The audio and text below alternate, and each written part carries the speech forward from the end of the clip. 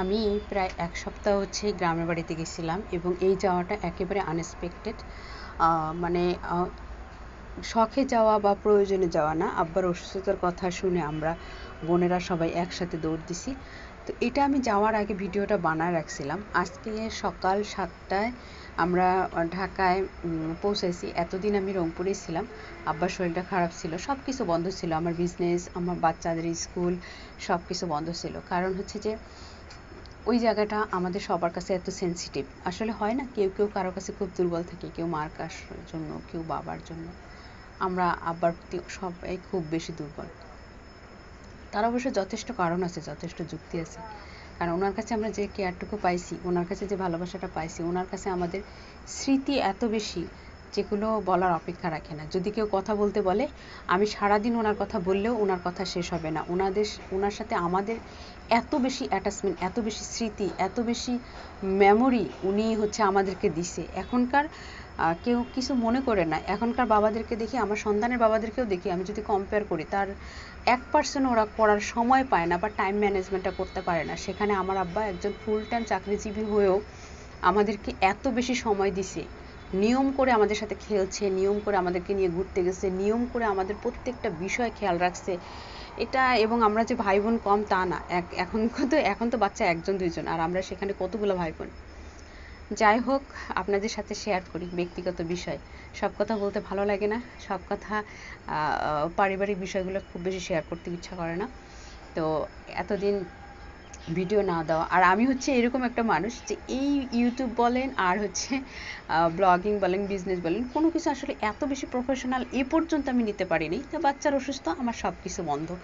আমার পরিবারে কোনো একটা সমস্যা, সব কিছু বন্ধ। এই জন্য আমি আসলে আমার কাছে সাকসেসের কোনো গল্প গল্প নাই, আমি আজ পর্যন্ত তৈরি করতে পারিনি। আর আদৌ হবে কিনা আমি জানি না। আমি এখান থেকে অবশ্য বের হয়ে আসতে চেষ্টা করি, কারণ প্রফেশনটা প্রফেশনের জায়গায়, আর হচ্ছে পরিবারটা পরিবারের জায়গা। কিন্তু এই দুইটা জিনিসকে আমি একসাথে মিশ্রিত করতে পারিনি। এটা আমার বলতে পারেন ব্যর্থতা, এটা আমার চরম ব্যর্থতা। এই জন্য আমার কাছে কোনো সাকসেসের হিস্ট্রি নাই। যাই হোক, আসসালামু আলাইকুম, সবাই কেমন আছেন? আমি অনেক দিন পর, এই গল্পটা সবসময় বলি, একটা করে ভিডিও দিয়ে, আর আমি বলি যে অনেক দিন পর। কারণ ওই যে বললাম যে আমি চেষ্টা করি, কারণ আমার ব্লগিংটা আসলে এত বছর, একটা লং টাইম আপনাদের সাথে একটা সুন্দর সুসম্পর্ক হয়েছে। আমার না কমেন্টে কথা বলা, ব্লগিং দেওয়া, এগুলো দিতে আমার ভালো লাগে। এই জন্য শত ব্যস্ততার মাঝে আমার ব্লগিং করতে ভালো লাগে, ব্লগ করতে ভালো লাগে, ব্লগ লিখতে ভালো লাগে। এসবের সাথে আমার একটা কেমন জানি একটা মানে ভালো লাগা তৈরি হয়ে গেছে। তো আমি রংপুরে যাবার আগে এই ব্লগটা মানে বানাইছিলাম যে আপলোড দিব। কিন্তু ওখানে গিয়ে এত সময় মানে পাওয়ার পরেও আমি ভিডিওটা এডিট করে আমি আপলোড করতে পারিনি। তো ভাবলাম আপনাদের সাথে একটু শেয়ারই করি।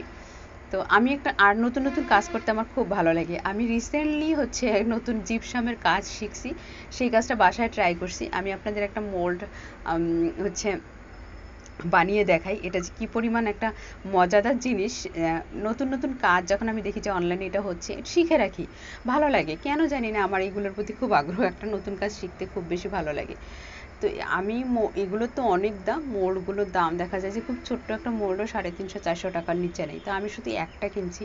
হোপফুলি যদি কাজগুলো ভালো লাগে তাহলে একটা একটা করে আরও 2-1টা কিনবো, কারণ এগুলো ভ্যারাইটির পাওয়া যায়। ভ্যারাইটি ডিজাইন, ভ্যারাইটি হচ্ছে অনেক কিছু ধরনের, যেটা যেরকম মোল্ড হচ্ছে জিপসামগুলো রাখা যায় সেরকম হয়। যখন আমি এটাকে আউট করি, সেটা একটা দারুণ অনুভূতি কাজ করে। তো আপনারাও যদি সময় মনে করেন যে সংসারে কাজ করে কোনো কিছু করতে ভালো লাগে, তাহলে আপনারা করবেন। এই জিনিসটা আমি সবসময় আপনাদেরকে মোটিভেট করি। কেন জানেন? আসলে এই যে শুধুমাত্র দায়িত্ব নিয়ে যদি আপনি জীবনটা শেষ করে দেন, তখন একটা বিশাল রকমের হতাশা কাজ করে। কারণ খেয়াল করে দেখবেন যে যে রেসপন্সিবিলিটিটা আপনার ঘাড়ে আছে সেটা আপনি করে যাচ্ছেন, but no one cares you. ওটা সবাই মনে করতেছে যে এটাই আপনার কাজ, এটাই আপনার দায়িত্ব, এটাই আপনার হচ্ছে এটা আপনি করতে বাধ্য। উল্টা আপনাকে সবসময় সমালোচনা করবে যে এটা ভালো হয়নি, ওটা ভালো হয়নি। আজকে একটা কাজ করতেছেন, কালকে 2টা সাবমিট করতেছে, কালকে 2টা করতেছেন, পরশুদিন 4টা করতেছে। দ্যাট মিনস ও মানুষগুলো ভেবেই নেয় যে এ করতেই বাধ্য। তা আমি এই যে সংসার জীবনে, 9 বছরের সংসার জীবনে, বা হচ্ছে আমিও তো একটা সংসার, মাকেও দেখে আসছি। এটা থেকেই আমি আসলে শিক্ষা পাইছি যে আসলে নিজেকে ভালোবাসাটা কতটা জরুরি, নিজের জন্য নিজস্বতাটা খুব দরকার। আর এই জিনিসটা না নিজেকে খুব মানে ফাইন্ড আউট করে বের করে আনতে হয়। বুঝতে হয়। এখন আপনি আমাকে কোশ্চেন করতেই পারেন যে আপু এই যে আপনি বললেন যে একটা জিনিস আমি নতুন এখানে নিজেকে সময় দেওয়া বা নিজেকে ভালোবাসার মধ্যে কী সম্পর্ক? আপনারা যারা আমি জানি এখানে অনেক এক্সট্রাঅর্ডিনারি অনেকেই আছেন। যদি আপনি সেলাই করেন, যদি আপনি হচ্ছে হ্যান্ডিক্রাফটসের কোনো কিছু করেন, দেখবেন যে আপনার ভিতরে কনফিডেন্ট লেভেলটা অনেক বেড়ে যায়, আপনার ভিতরে একটা ভালো লাগা কাজ করে। আপনি সমস্ত কাজ করার ব্যাপারটা এরকম না যে ওই কাজটা যখন আপনি করতেছেন কোনো কিছু বাদ দিয়ে ওই কাজটা করতেছেন।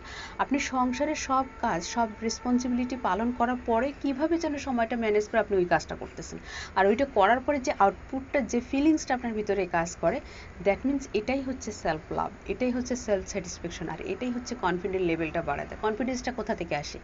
কনফিডেন্সটা আসে অভিজ্ঞতা থেকে। আপনি যে একটা জিনিসে যত বেশি অভিজ্ঞ হবেন, সেটা আপনাকে তত বেশি কনফিডেন্ট করে তুলবে। আমি কিছুদিন থেকে ভাবতেছিলাম এই যে এখন তো প্রায় বৃষ্টি হয়, তো কয়েকদিন আগে বৃষ্টি হয়ে আমার বারান্দার কয়েকটা গাছ পড়ে গেছে। আমি কোনোভাবে এটা মানে ম্যানেজ করতে সময়টা পারতেছিলাম না। আজকে সন্ধ্যা হয়ে গেছে, তারপর 2টা বারান্দা ডিপ ক্লিন করছি, এগুলো উঠাইছি, সুন্দর করে গুছাইছি, কিন্তু তার একদিন পরেই আমাদেরকে হুট করে দৌড় দিতে হয়েছে হচ্ছে রংপুরে। জীবনটা আনএক্সপেক্টেড, কখন কোন ঘটনা ঘটে। সবাই ভালো থাকবেন, ইনশাল্লাহ দেখা হবে।